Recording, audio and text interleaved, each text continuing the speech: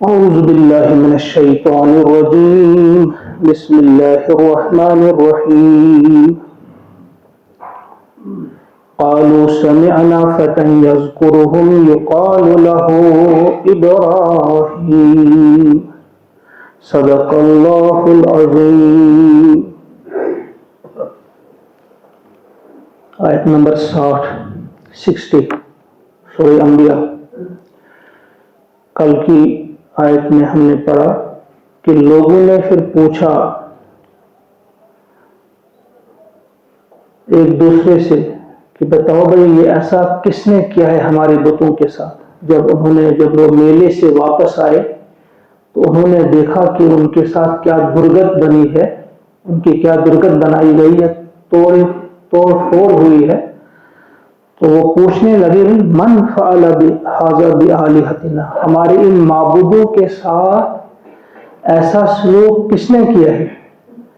انہ لمن الظالمین، یقیناً وہ کوئی ظالم ہی ہوگا، کسی ظالم نے ایسا کیا ہے ہماری معبودوں کے ساتھ. قالو، تو بولے، کچھ لوگ بولے، ان میں سے کچھ لوگوں نے کہا سمعنا، ہم نے سنا ہے، فتن، ایک نوجوان کو، یذکرہم، جو ان کا تذکرہ کرتا تھا، ان کا ذکر کرتا تھا، یعنی ان کی برائی کرتا تھا. برا ذکر، اچھا ذکر نہیں، بلکہ ان کے بارے میں اس کو ہم نے بولتے ہوئے سنا ہے جو ایک جوان ہے.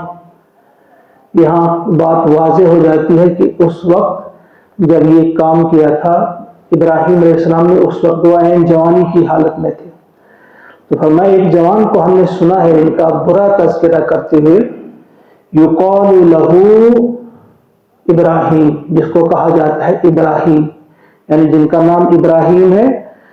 تو ایک ہی شخص ہے ہمارے معاشرے میں جس کی زبان سے ہم نے ان کے بارے میں برا تذکرہ سنا ہے، لہذا عین ممکن ہے کہ اسی نے یہ کام کیا.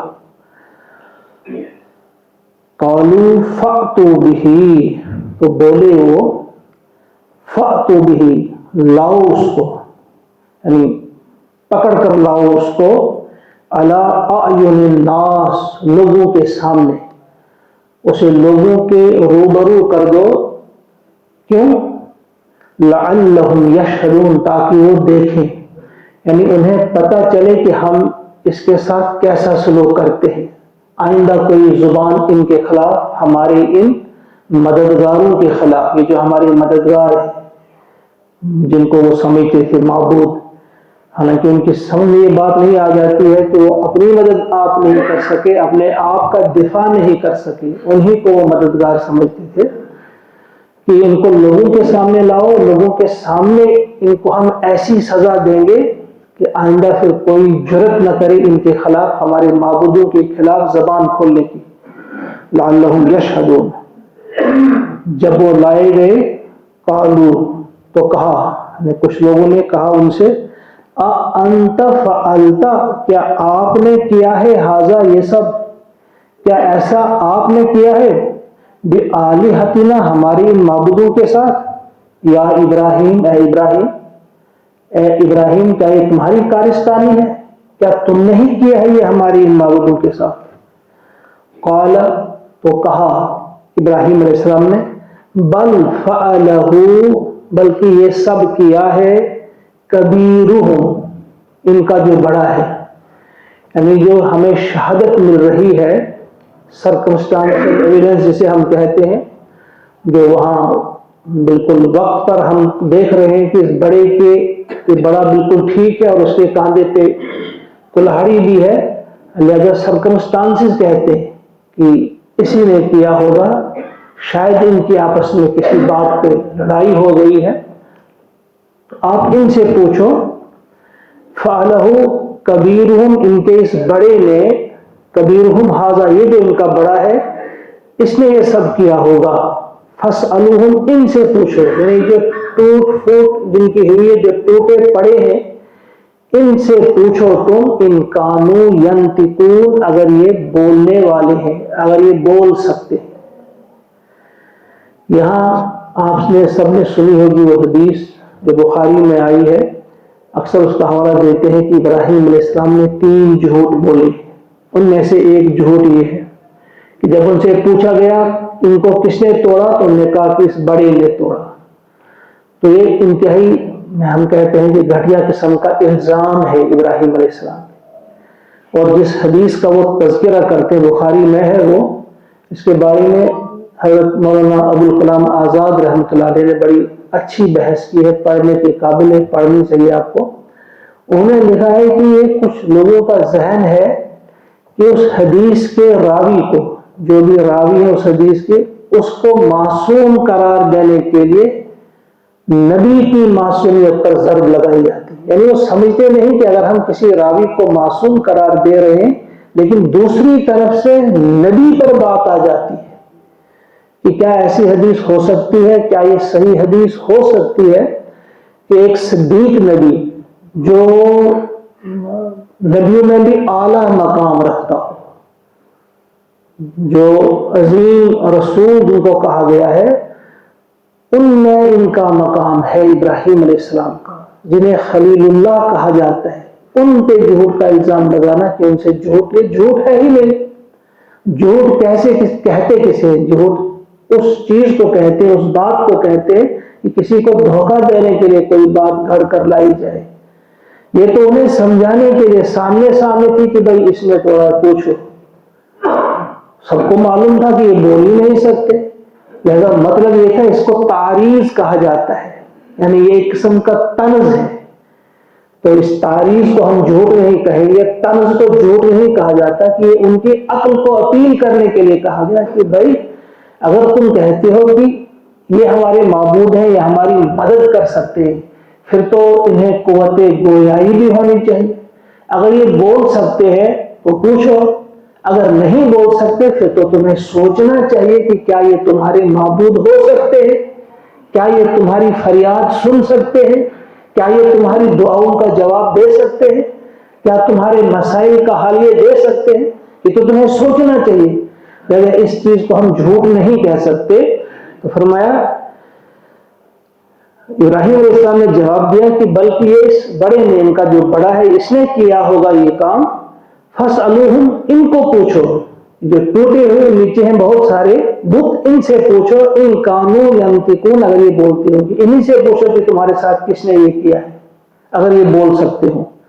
فرجعوا، تو وہ سوچ میں پڑ گئی، وہ لوٹے کیا؟ فرجعوا الی انفسہم، اپنے دل کی طرف لوٹے.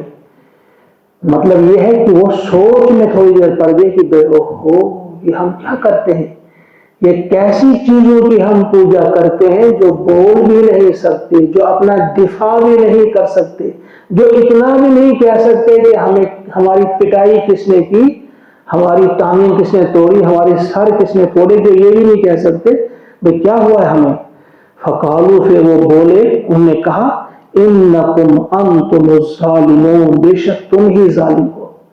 یعنی اپنے آپ ہی سے کہنے لگے کہ بھئی ظلم ہم ہی کرنے والے ہیں، شرک ہم ہی کرنے والے ہیں. ثم نکسوا علی رؤوسہم، پھر مت پلٹ گئی ان کی، یعنی پھر عصبیت نے ان پر قبضہ جما لیا، پھر وہ الٹے ہو گئے. ثم نکسوا علی رؤوسہم لقد علمت، فوراً ان کی عصبیت واپس آ گئی اور ان کے ہم کیا کر رہے ہیں. انہوں نے اب پھر تیزی سے بولا، ابراہیم سے کہا، لقد علمت، تجھے تو معلوم ہے، ما ہؤلاء ینطقون، یہ تو بول نہیں سکتے، یہ بولنے والے نہیں، یہ بول نہیں سکتے، تم ہی نے ایسا کیا ہوگا. جب یہ بات انہوں نے کی تو ابراہیم علیہ السلام کو موقع ملا، اور لوگ بھی جمع تھے. جس طرح موسیٰ علیہ السلام کا واقعہ ہم نے پڑھا، سارے جادوگروں کے سامنے سارے لوگ جمع تھے، ان کو موقع ملا وہاں موسیٰ علیہ السلام اور ہارون علیہ السلام کو اپنی بات کو واضح کریں. یہاں بھی موقع اللہ تعالیٰ نے عطا کیا کہ سارے لوگوں کو جمع کیا گیا تھا اور یہ گفتگو ہو رہی.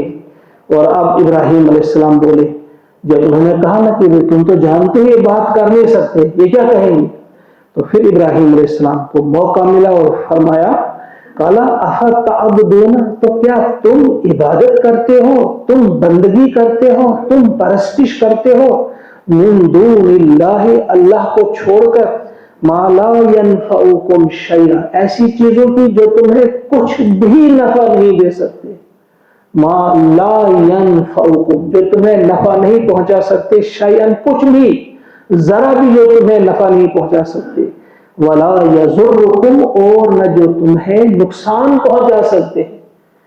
کیا ایسی چیزوں کی تم پرستش کرتے ہو نہ تمہیں نفع پہنچا سکتے اور نہ تمہیں نقصان پہنچا سکتے؟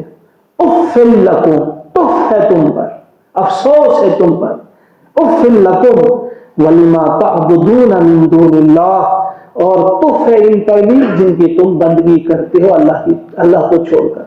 یعنی تمہارے لیے بھی تف اور ان کے لیے بھی تف، افسوس ہے تمہارے لیے بھی ان کے لیے بھی۔ افلا تعقلون، کیا تم عقل سے کام نہیں لیتے؟ کیا تمہیں اتنی بھی عقل نہیں ہے کہ تم سوچتے کہ ایک بالکل کمزور، بے حس، نہ بولنے والے، نہ حرکت کرنے والے، نہ سننے والے، ایسی چیزوں کی تم پرستش کرتے ہو؟ تو یہ باتیں جب انہوں نے سنی تو ان کا خون کھول گیا، وہ غصے میں آ گئے۔ قالو، وہ بولے، حرقوہ، جلاؤ اسے، یعنی ابراہیم علیہ السلام کے لیے کہا کہ اس کو پکڑو، اس کو جلاؤ، وانصروا آلہتکم، اور اپنے معبودوں کی مدد کرو۔ معبود تو اس لیے ہوتا ہے کہ وہ مدد کرے انسان کی، عابد کی، لیکن یہاں الٹی بات اتنی بھی ان کی سمجھ نہیں تھی۔ وہ کہتے ہیں تم ابراہیم کو جلاؤ اور اپنے معبودوں کی مدد کرو، وہاں ان کو خود ضرورت پڑی معبودوں کی مدد کی۔ فرمایا حرقوہ وانصروا آلہتکم، جلاؤ اسے اور مدد کرو اپنے معبودوں کی، ان کنتم فاعلین، اگر تم کچھ کرنا چاہتے ہو، یعنی اگر تم کچھ کرنا چاہتے ہو تو ذرا حرکت میں آ جاؤ، ورنہ پتہ نہیں کل کیا ہوگا۔ اٹھو اور اپنے معبودوں کی مدد اس طرح سے کرو کہ اس کو جلا ڈالو۔ اب بیچ میں ساری بات چھوڑ دی گئی ہے، وہ دوسرے مقامات پہ وضاحت کی گئی، یہاں پھر کہا قلنا، یعنی انہوں نے ایسا ہی کیا۔ ایک بہت بڑا آگ کا عالم، بہت ساری لکڑیاں جمع کی گئی۔ اس وقت لوگوں نے پھر منتیں مانی کہ میرا فلاں کام ہو جانا چاہیے، میں اتنی لکڑی دوں گا جلانے کے لیے، میری فلاں مراد پوری ہونی چاہیے، میں اتنی۔ مختلف لوگ آئے، انہوں نے بہت لکڑیاں جمع کی اور ایسی آگ جلائی گئی کہ دور دور تک اس کی وہ گرمی جاتی تھی، اوپر سے پرندے بھی نہیں اڑ سکتے تھے۔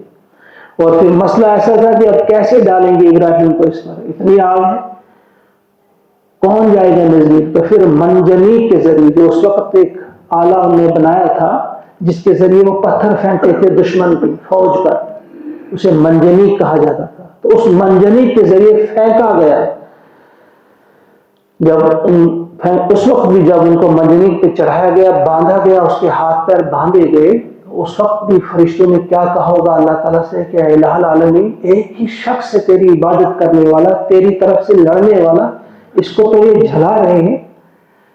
فرشتوں نے کیا کہا ہوگا، ساری کائنات بالکل کیا سوچ رہی ہوگی کہ ان کے ہاتھ باندھے جا رہے ہیں منجنیق کے ذریعے، اور پھر فرشتے آتے ہیں کہتے ہم تمہاری مدد کریں گے۔ انہوں نے کہا ہمیں کسی مدد کی ضرورت نہیں۔ پھر آگ میں ڈالا جاتا ہے، فرشتہ وہاں بھی آتا ہے کہ اللہ سے دعا کرو ہم تمہاری مدد کریں۔ انہوں نے کہا میں نے کیا دعا کرنی، حسبنا اللہ ونعم الوکیل، کہا اللہ کافی ہے میرے لیے، وہ تو جانتا ہے، جب وہ سب کچھ دیکھ رہا ہے تو مجھے کیا دعا کرنے کی ضرورت ہے۔ حسبنا اللہ، کہا کافی ہے ہمارے لیے اللہ، نعم الوکیل، اور بہترین کارساز ہے وہ۔ تو جب ایسا ہوا، آگ میں ڈالا گیا، اس وقت پھر اللہ تعالیٰ نے فرمایا خود ہی کہ اس بندے کو میرے بندے کو مجھ پر اتنا بھروسہ ہے کہ اس نے دعا بھی نہیں کی، اس نے فرشتوں سے بھی مدد کے لیے نہیں کہا، اس نے کسی کو نہیں پکارا، بلکہ میری رضا کے لیے، یہ جلنے کے لیے بھی تیار ہو گیا۔ تو پھر اللہ تعالیٰ نے خود ہی آرڈر کیا آگ کو، قلنا، ہم نے کہا، یا نار، اے آگ، کونی برداً و سلاما، بن جا تو ٹھنڈی اور سلامتی بن جا۔ اے آگ تو ٹھنڈی ہو جا اور سلامتی بن جا علی ابراہیم، ابراہیم پر۔ پھر آگ تو آگ ہی رہی، وہ جلتی رہی، شعلے اٹھتے رہے، اس کا رنگ بھی وہی رہا، لیکن وہ بالکل ٹھنڈی تھی۔ ابراہیم علیہ السلام اس میں بالکل آرام کے ساتھ تھے۔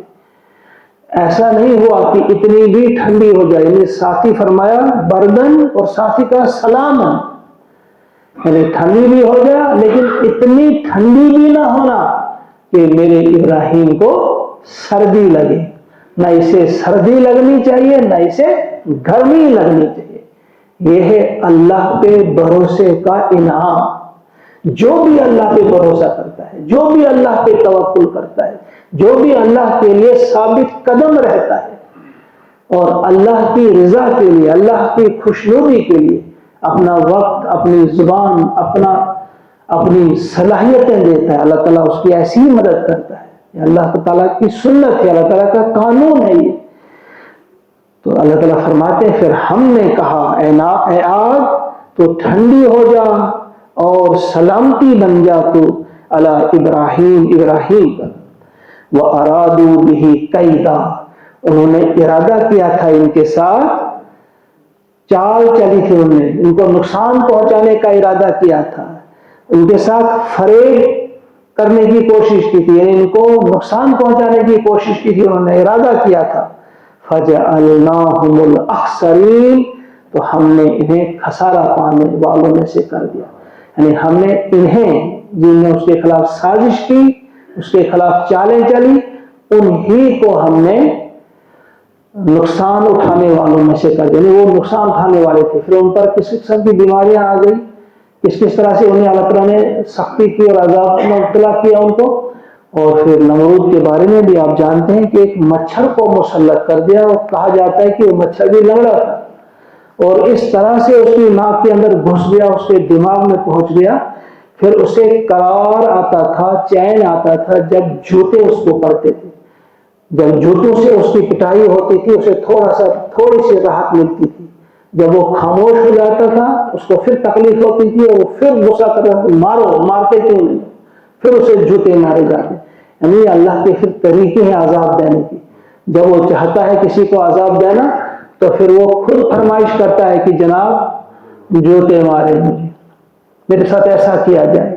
یہ اللہ کی سنت ہے، جو اللہ کا طریقہ ہے، وہ بہت سارے طریقے ہیں اس کے پاس عذاب دینے کے، سزا دینے کے۔ اللہ سے دعا ہے کہ ہم سب کو توفیق عطا فرمائے کہ ہم سمجھنے والے بنے، اللہ تعالیٰ کی ان باتوں پہ، اللہ تعالیٰ کے اس کلام پہ ایمان اور یقین کی کیفیت عطا کرے اللہ تعالیٰ ہمیں، اور ہمیں بھی توفیق عطا فرمائے ہم بھی ابراہیم علیہ السلام کی طرح اللہ تعالیٰ کے دین کے داعی بنے، اللہ کے دین سے محبت کرنے والے بنے، اور نبی محترم صلی اللہ علیہ وسلم کی سنتوں پہ عمل کرنے والے بنے۔ ربنا تقبل منا انك انت السميع العليم وتب علينا انك انت التواب الرحيم سبحان ربك رب العزة عما يصفون وسلام على المرسلين والحمد لله رب العالمين آمين۔ السلام علیکم۔